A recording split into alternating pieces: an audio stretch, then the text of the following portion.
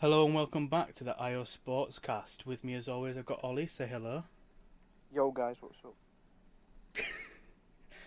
And today we're talking about the French Grand Prix 2021.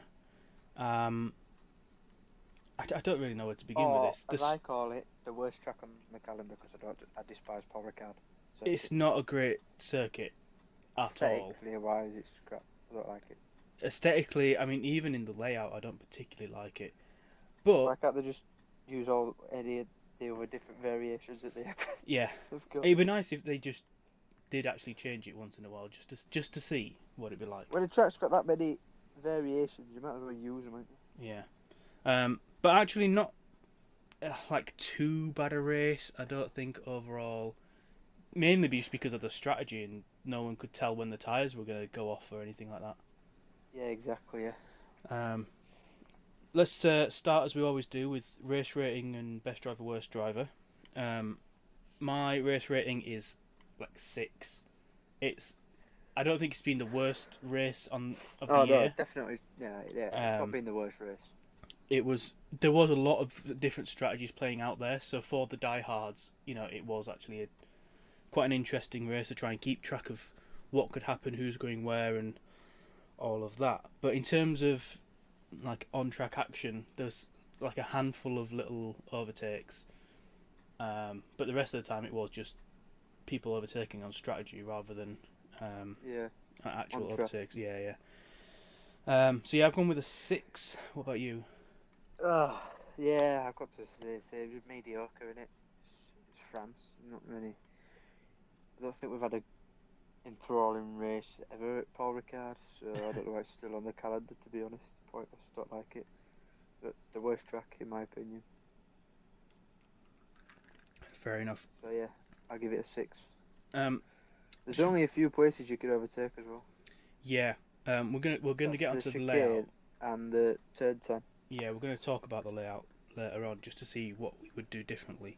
Um, just before I go to best driver, worst driver, if you hear clinking in the background, it's again I've got another icy, like ice cubey drink just because of how warm it is still in Britain. My room is like a greenhouse at the minute. It's ridiculous.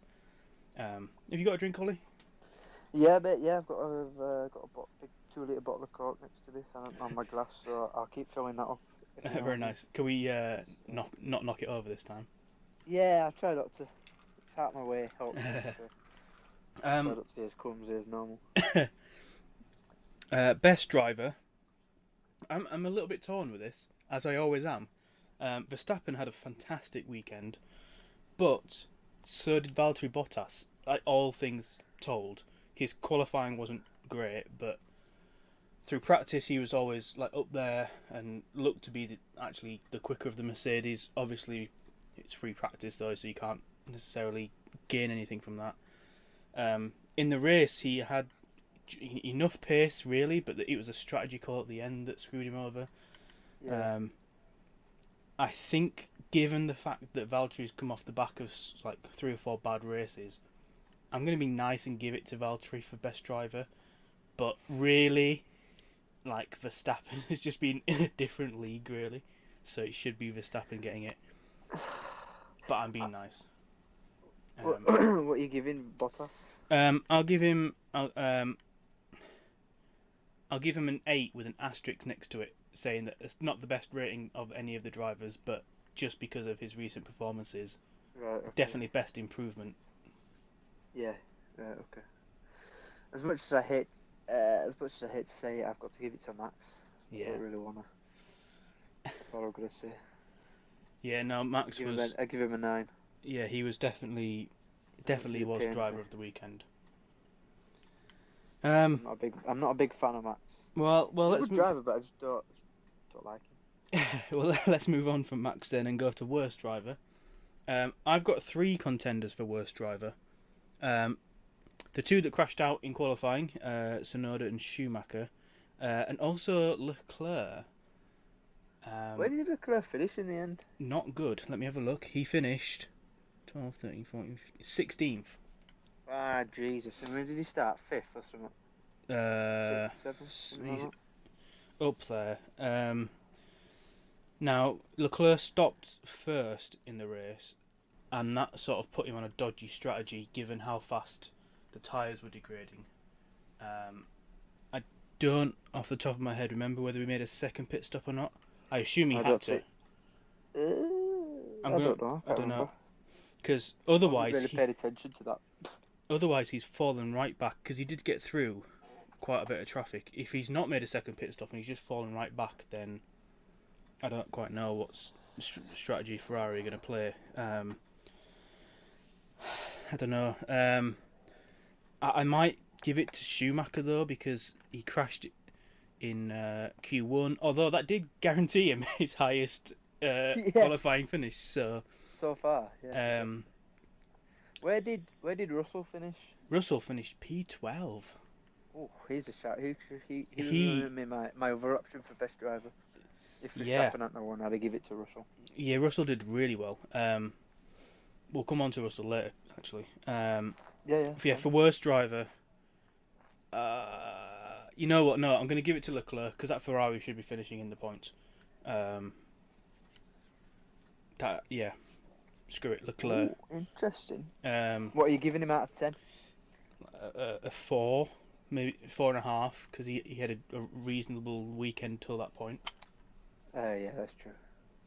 I've got to agree with you. You're also going Leclerc? Yeah.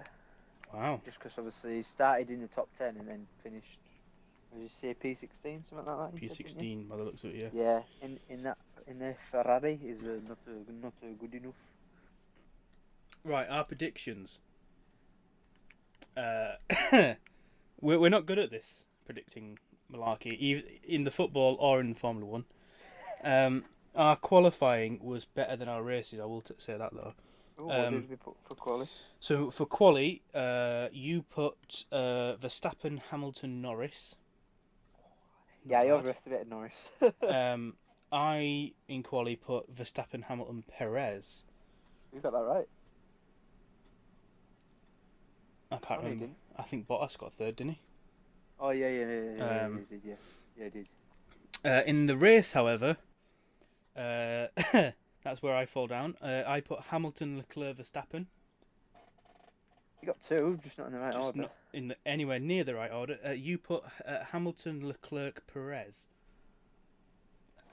We massively overestimated the Ferraris here. Yeah.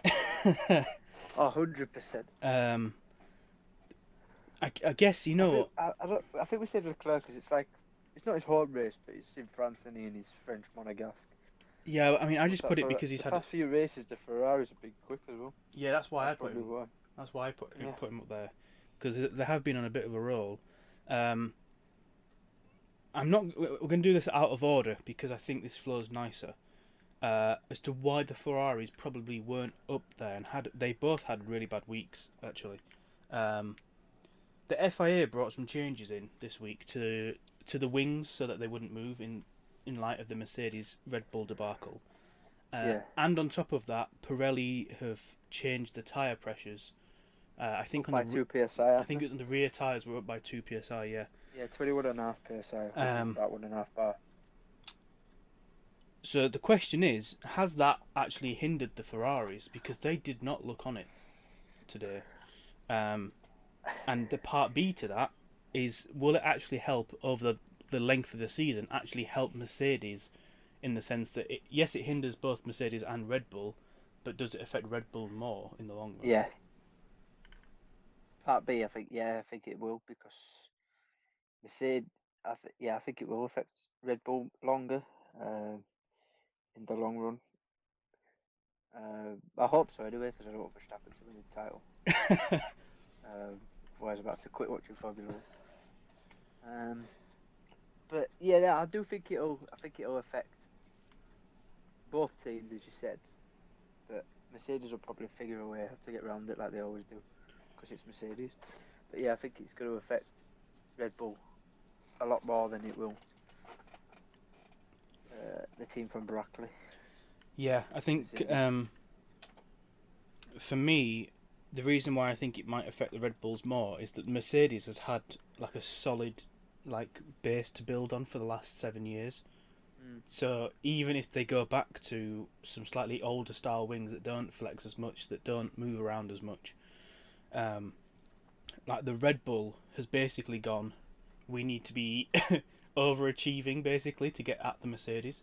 So they've been making huge increments that if they take a step back, they're going back, effectively 2 years worth of performance rather than, if Mercedes could probably run last year's car minus DAS and still do relatively well. In terms of probably wings, take the rear wing off last year's car. Just tweak it slightly, just wang it on back a bit. Like there you go.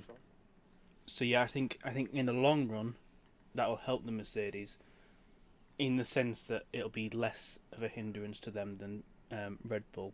For the Ferraris, I really just hope it was an off weekend, because if that change has really hit the Ferraris, then it's a bit like the McLaren thing. You know how McLaren were like, yeah, we don't have any issues, it's the engine, and then they switched the engine and they had issues still. Yeah.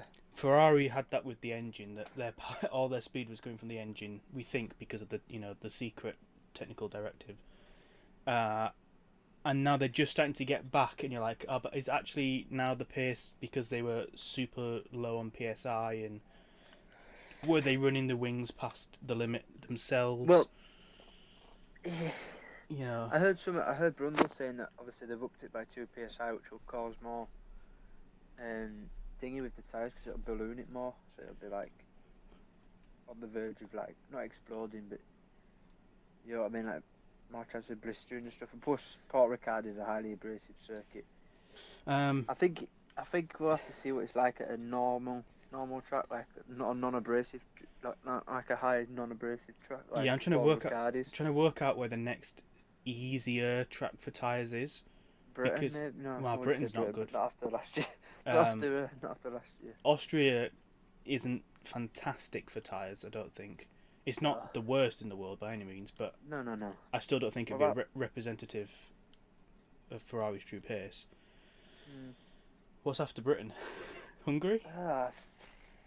No. Belgium? I don't know. I can't remember. I don't know. I don't know. We'll find out. We'll find out. I can't remember the calendar. It's changed around too much. I know. Yeah, exactly. But yeah. So let's see what the Ferraris do. But I feel like overall that could be them done. If that is the case, that's their season gone really, because you can't make big enough changes. Might as well just give third to McLaren. Yeah, well, that's the case. Let's talk about the McLarens. I mean, what a comeback for them both. They we'll start with Norris, who finished fifth. Fifth, yeah. I would say best of the rest. Yeah, best. It is best of the rest, really, isn't it? Yeah, definitely the third best team this weekend in the race. They both looked like they had that race pace, just not outright lap pace. Yeah. Norris definitely had the pace. It did a weird strategy with him. It felt a bit strange all weekend with Norris, actually, because he got called in at the end of Q2. So box, we just need a box. So it was like, oh, is there an issue? But there was no issue. The issue was that he was out of fuel. That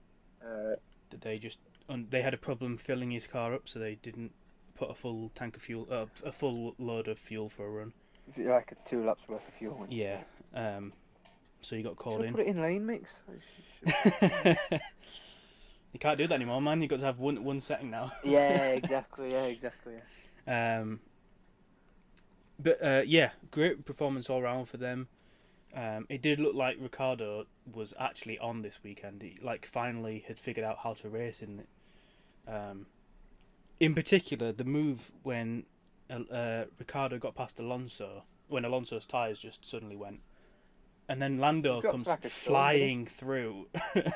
Lando came from nowhere though as well. He's so far back, and then he just overtook him. And I was like, where did Lando come from? I do wonder if it'd been the other way around and Lando going through first and Ricciardo coming through second, whether Ricciardo would have made the same move, because you needed a lot of confidence in the car to take that inside line and hold it at the speed he did. I feel like that corner's flat out in it. I feel like Daniel would have held it and then dive bombed at the tight right after it, rather than going for the move earlier on. I think he still would have got past, but yeah, this weekend looked like the first time Ricciardo knew how to drive that car in anger and actually get proper results out of it. Like, he's not, he's been up there before, but it's always felt a little bit like fortunate. In the McLarens at least. Himself. This time he actually raced for it. Yeah. I can't fault them. Like, they both did a fantastic job. Still way off the pace of the top two teams though. That's disappointing. Yeah, I know, but it's still. Like when Perez got past Bottas, and the commentators are like, "Oh yeah, if Bottas can easily pit for a fastest lap now, he's got 54-second gap." Yeah. Oh, you don't want that. No, we want a 0.54-second gap, not a 54-second gap. I will say that when the top three were all running within a second and a half of each other, that was tasty. That was good. I enjoyed that. Oh, I like that. Oh, way up. That was a point where you're like, anybody could crack at this point. Yeah, I was kind of hoping it'd be Verstappen and like drop it, so I just spin. Well, speaking of Verstappen and dropping it, turn 2 didn't go quite well for him, did it? No. I think he just got a gust of wind at turn 1, and that pushed him, stopped him turning in. But he didn't go through the runoff.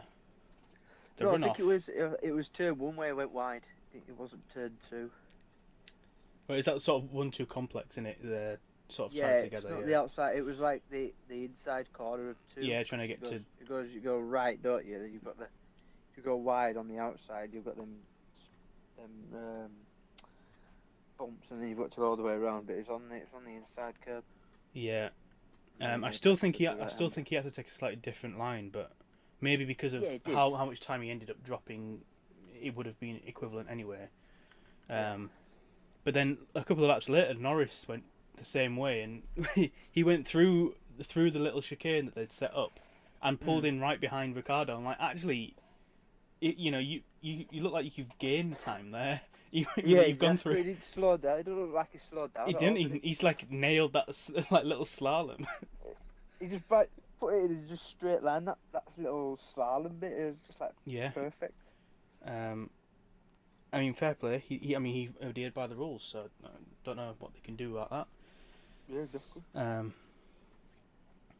But yeah, Verstappen lost it at the first little complex, and then it really was just strategy. The undercut played a massive role in this race. Yeah, it did. It's a lot more powerful than everybody was expecting, wasn't it? Yeah, I think that's also not helped by how much the tyres were going off.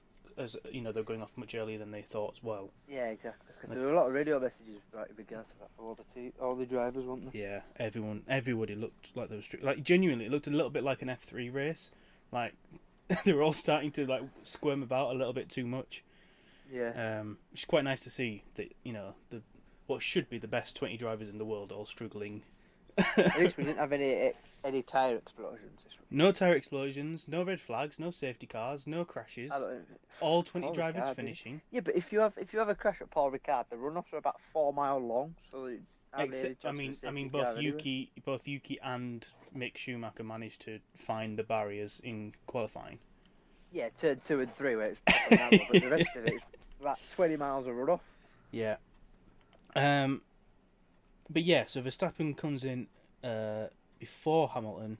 I think he was doing it to cover off Bottas, who came in the lap before, rather than actually trying to use it as an undercut to get Hamilton. Why Hamilton didn't come in at the same time as Max, I don't know. Surely the gap between Lewis and Valtteri was close enough that Valtteri could have undercut as well. So I don't know why Lewis wasn't covering off his teammate. But he didn't. There was a mistake. Again, Mercedes starting to get a little bit Ferrari-esque with their strategy now. At the end, James Vowles came on the radio to Lewis and said that this was on us. And I think I've now heard that 5 or 6 times too many recently. Yeah, it's not the Mercedes we know, is it? No. Master strategic people. I don't know whether it's the pressure getting to them. I don't know whether it's... I think it's because Just they know they're in a title fight, and it's like probably like the I pressure don't of I the Red don't Bulls. I don't know Like, if it is the title fight or whether they're just not used to having an extra option there of Perez having to cover off Valtteri.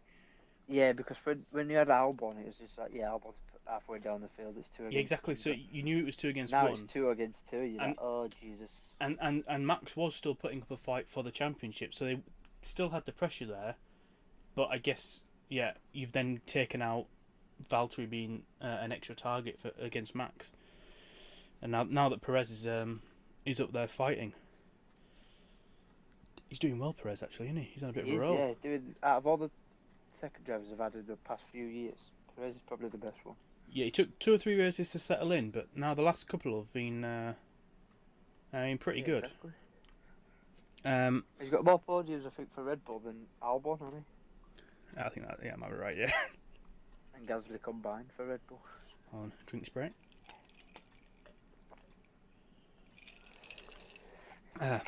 Could we just quickly talk about the actual circuit itself, boys? We can. I was actually going to segue onto something we spoke about at the end of Monaco about Valtteri Bottas. Oh, go then. Let's do that, and then we'll go into the circuit. Right, yeah. We said if we were Toto Wolff, Valtteri needs to get 3 podiums now before Britain. Yeah. But I think we put in there that if he gets a 4th with a dodgy strategy call or gets unlucky with safety cars or something, we'd let him off. Yeah. He got 4th today with a bad strategy call. Yep.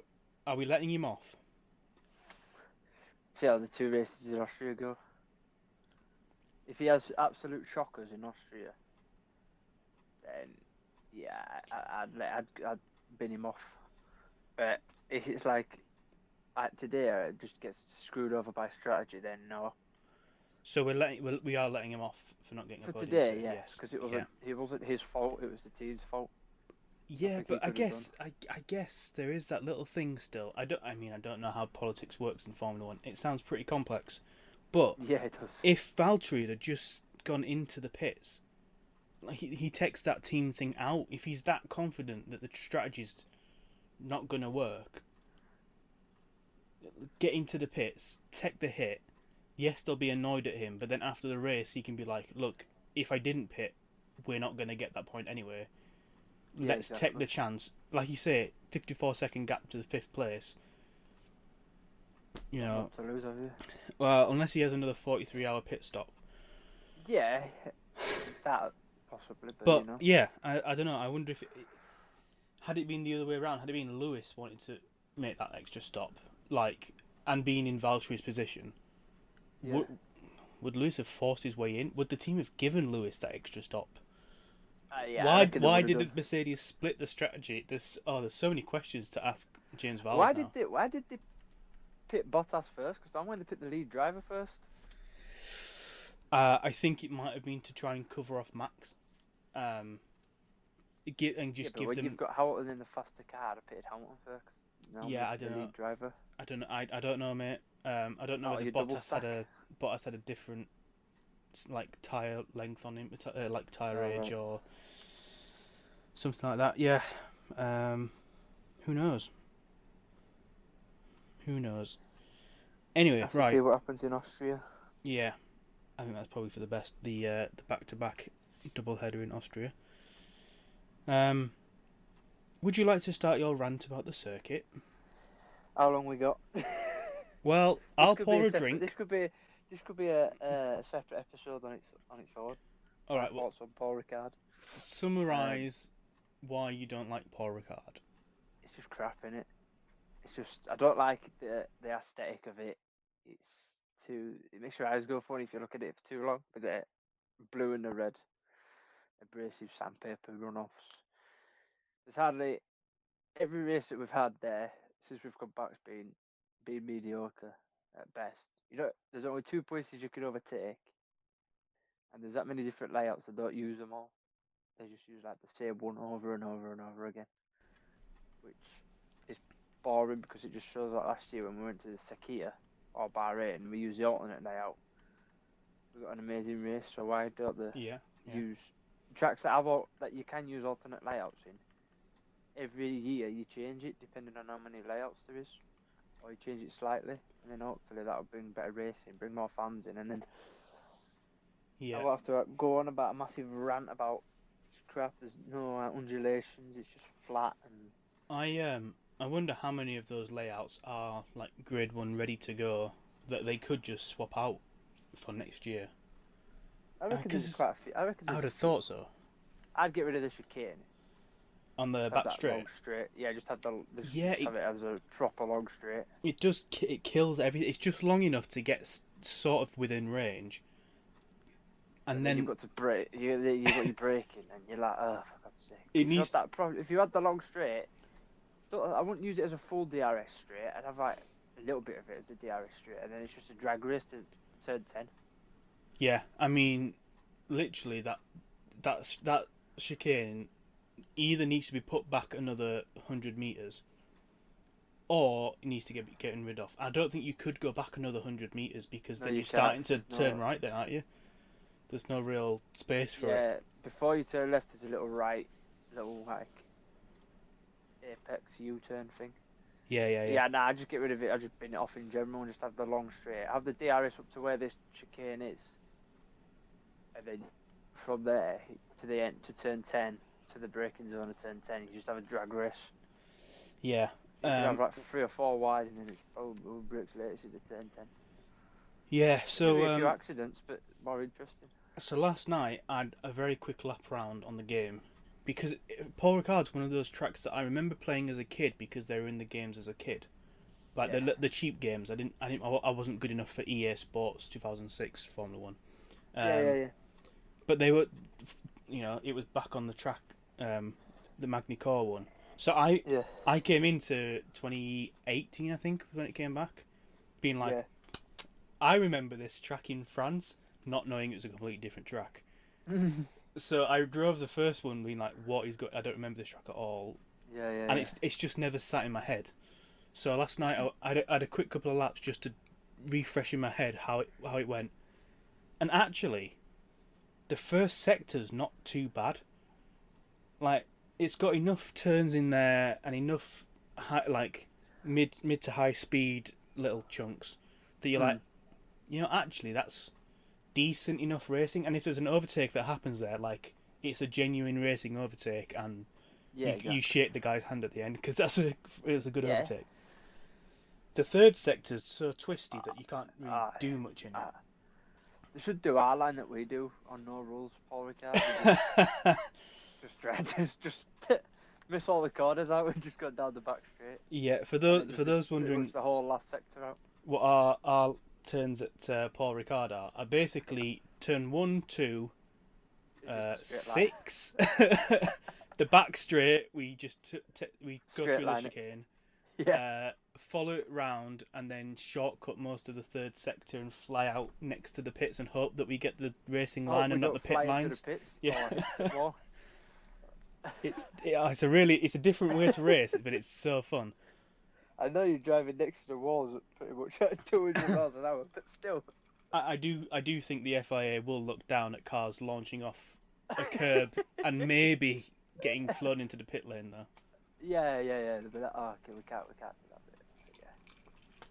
But yeah, no, they need to change it up. Use the different variations of the circuit. Yeah. Or just get rid of it in general because I don't like it. Would you move it away from the airport? Well, yeah, but you can't. Can you? It's fixed. I mean, I'm talking an ideal world, mate. Oh yeah, I'd just put it in the middle of the ocean, at bottom of the ocean. The Atlantis Grand Prix. Just nuke it. Just nuke Paul Ricard. No, I don't like it. The reason I asked that is because the commentators thought that might have been the reason for some radio interferences that were happening. Yeah, I don't know if the airport. I don't think it was. I don't think it was anything to do with that. Yeah, I think I don't think it is. I think they shut the airport anyway, don't they, race weekend? I think so. Plus, it don't look like a commercial airport, mate. No. It looks like a private airport. But Verstappen's radio. Mate, it sounded like a Dalek, didn't it? That sounded like. You know what that sounded like? That sounded like someone in the PS4 party that's about to cut out but their Me. internet is just holding on. Me. Yes. Genuinely That- not too that's far me, from and- what you sound like when your internet's about to drop. Yeah. Um, Did you hear Brundle say, "Oh, try and move you"? No, I think it was Christian Horner or his race engineer said, just think it's GP one, yeah. try and move it when you can. And I was like, how's he gonna do that? Well, so I believe, F1 teams can correct me if I'm wrong. I think the microphone's built into into the bottom of the helmet that they sort of plug into. No, I think. Do you know when they put the balaclava on?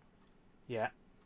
Do you know, like, sometimes when you see them put the balaclava, they've got that little circle, aren't they? And then they've got the hole for the drinks. Yeah. I think that little circle's the microphone for the radio. Built into the balaclava. Oh, Yeah. And then they just Fair obviously enough.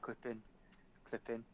I thought they plugged into the helmet for the mic. No, I think it's the wire. Another way goes, another way earpieces for to hear hearing. the TV. Yeah.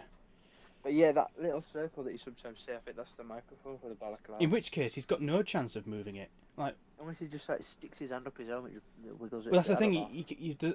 Like racing helmets don't have that much space to do anything in. That's the point. Yeah, of them. exactly. Like you could just about get a finger in to wiggle like the bottom of your chin. Maybe that's what I was thinking. Was if it's built into the bottom of the helmet, you might be able to just Yeah, clear out a little space. But It's in the balaclava. then he's got no chance. Pretty sure. But he wasn't the only one with radio issues. I think Lewis had one at one point. Yeah, Bono's radio was really quiet. When They swapped headsets and it was fine after that. yeah, well, when the team message came on, you could ever so slightly just hear Bono in the background. But it got was to the garage and he's unplugging his headset, putting it yeah, away, and then it was all fine. and it was all fine. I don't know whether Max's issue ever got I don't think sorted it out. did. But I thought for a while that was going to be really spicy if they're. Trying to communicate, he can't hear them. Well, I don't know whether he couldn't hear them or they just couldn't hear him. They couldn't hear him. I think. They couldn't hear him because. I think they could. I think he could hear them fine. Yeah, it was just him speaking like no copycat negative and all this kind of stuff. Yeah, so I was hoping for a That's bit. when Of you drama. wang your pit board out at pit wall, isn't it? Yeah, I was hoping for a bit of drama, but yeah, you do always in that case just fall back to a pit board. And I mean, I don't know how they read those pit boards. Mate. It's so difficult. Going down there, like what, 150 plus miles an hour, and you just sort of split second just to see what it says. I won't be able to do it. It blows my mind. That's obviously something that they would. I think they'd all struggle with that initially, and then they'd pick it up. Yeah, I think you pick it up as you go through your career, don't you? Yeah, Plus, you probably need good eyesight as well. you would think so. Yeah, you would hope so. Having said that, some of the crashes that have happened over the years, who knows? Yeah, that's true. Well, I think what we'll have to do is get another one of these rambles booked in, where we can just get all of our annoyances out about different tracks, like Paul Ricard, like Sochi, like Abu Dhabi. Yay! I'm down for that. And then we don't need to discuss them again. They're Yeah, out, exactly. out and done. We could do his top 10 worst F1 tracks of all time, Yeah, or within the last 20 years. Or that would be that. Just 10. Paul Ricard all the way. Mine would be Paul Ricard 1 to 10. Paul Ricard, Russia, Paul Ricard, Yeah. Abu Dhabi, Abu Dhabi. Valencia, Abu Dhabi, Yeah. Paul Ricard. yeah, pretty much. Right, well, if that's it for this French Grand Prix podcast, we'll wrap it up. I've got no other big questions. We sort of covered. We didn't cover every little thing in the race, but there wasn't really much going on. It was all just strategy and people sorting out positions. Fair play to the McLarens. Well done, McLaren. Well done, Aston Martin. Strong weekend from both of them as well. Considering Stroll's accident in issue in qualifying, he didn't have an accident. Unlucky Ferrari. Try again. Well done, Russell. P12. He needed P13 to jump Schumacher in the standings, so he's done that. Yeah, if that's everything. Make sure to like and follow us on our social medias at IO Sportscast on Facebook, Instagram, and Twitter. If you're listening on YouTube, then hit the subscribe button, the thumbs up button, and that notification bell so you know when the next episode comes out. And if you're listening on a plethora of the podcast platforms that we are on, whether that be Spotify, Apple Podcasts, or Google, or another one, make sure you hit the follow button so you get the notification when the next episode comes out. Ollie, for a French Grand Prix podcast, this actually has been a pleasure. Yeah. This went a lot better than I thought. Yeah, it has. We hope you guys have enjoyed listening. We'll be back very soon with a European Championships special podcast.